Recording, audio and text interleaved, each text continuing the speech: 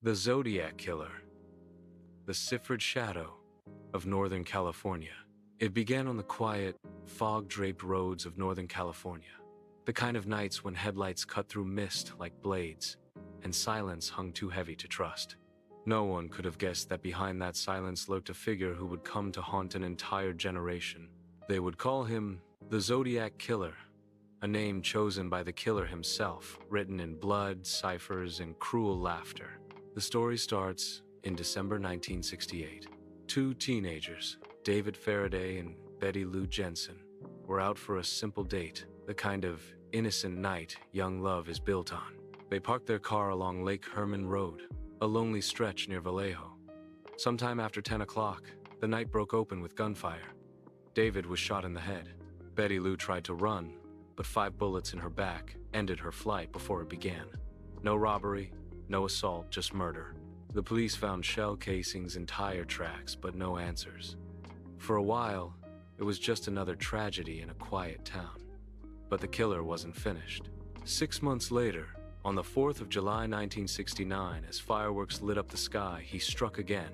Darlene Ferrin and Michael Mageau sat in a parked car at Blue Rock Springs when a man with a flashlight walked up to the window. Before they could react, he opened fire. Ferrin was killed instantly. Mageau survived, barely. Minutes later, a calm male voice called the police from a nearby payphone. He spoke without emotion.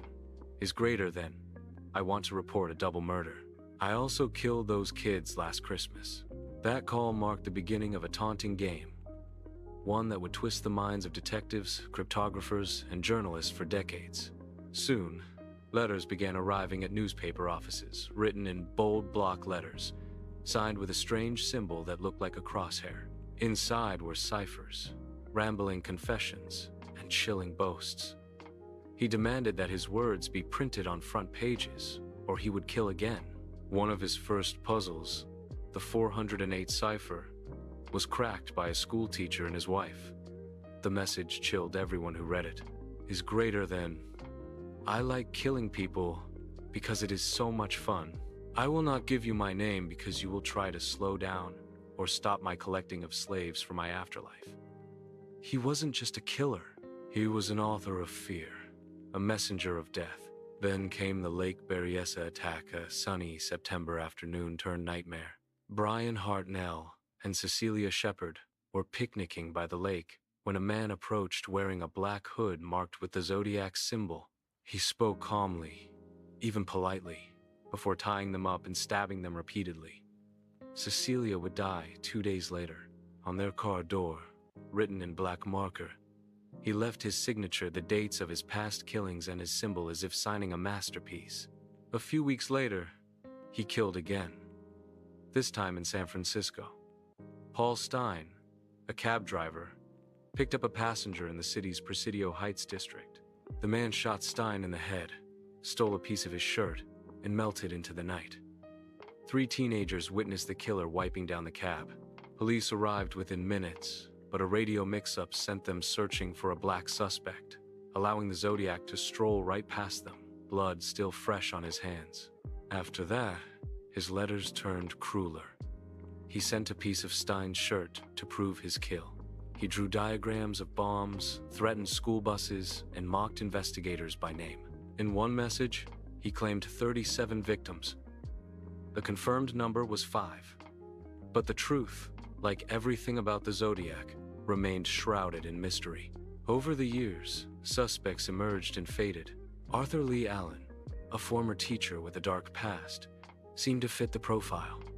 Same type of gun, same brand of watch, same twisted sense of humor. But DNA and handwriting evidence never matched.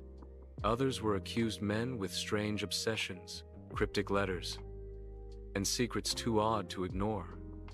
But none were ever proven guilty. Even the ciphers continued to haunt the case. The infamous 340 cipher remained unsolved for 51 years, until a team of amateur codebreakers finally cracked it in 2020. The message taunted investigators once again. It reads, is greater than, I hope you are having lots of fun trying to catch me. I am not afraid of the gas chamber because it will send me to paradise all the sooner. And still, his name was never found. By 1974, the Zodiac's letters stopped. Maybe he died. Maybe he moved on. Maybe he simply grew tired of his own fame. Yet his legend only grew, spawning books, films, and endless theories. Every few years, someone claims a new clue, a new cipher, a new face behind the mask. But the truth remains just out of reach. A cipher no one can solve. Half a century later, his words still whisper from the yellowed pages of newspapers. Is greater than, "The police shall never catch me, because I am too cool." And so, the Zodiac remains not just a killer, but a phantom etched into America's nightmares. A shadow that once stepped out of the fog and never stepped back in. Thanks for watching.